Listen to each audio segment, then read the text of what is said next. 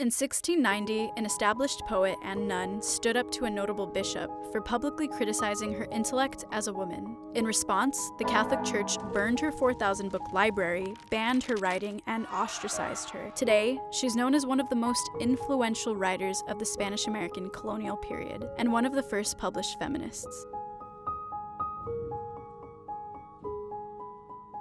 Sister Juana Inés de la Cruz was ahead of her time. She was a self-made scholar, compelled to study philosophy, theology, music, and poetry. She was born out of wedlock in the Viceroyalty of New Spain, what is now modern-day Mexico. At the age of 3, she followed her older sister to school and begged a teacher to show her how to read. The young genius went home and devoured her grandfather's library. She went above and beyond to educate herself. For instance, while learning Latin, she would cut off a piece of her hair whenever she made a mistake. Her discipline paid off. As a teenager, De la Cruz was sent to Mexico City, where she became a sort of local celebrity and was nicknamed La Décima Musa, or the 10th Muse. She impressed the Viceroy of Mexico so much that he invited her to stand in front of 40 scholars, theologians, and philosophers to be quizzed on her intellect. She passed with flying colors. Afterwards, she was appointed as an assistant to the nobleman's wife. She was invited to meet with important scholars of the New World and formed a strong bond with the governor. De la Cruz was unfazed by this popularity. She credited learning as her only love.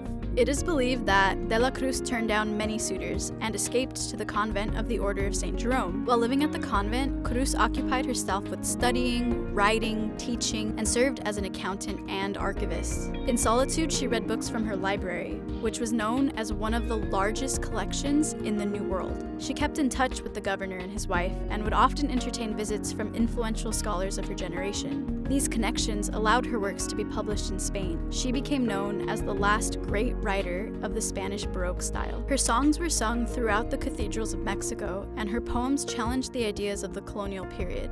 She celebrated women as the voice of reason and knowledge, an anomaly in an era when women were only related to things like sex and temptation. Her most famous poem, Hombres Necios, accused men of illogical behavior. Hombres necios que acusáis a la mujer sin razón, sin ver que sois la ocasión de lo mismo que culpáis. And for a moment, her feminist writings were surprisingly accepted. Her popularity came to a halt when a bishop published her critique of a Jesuit sermon, along with a public condemnation of her intellect.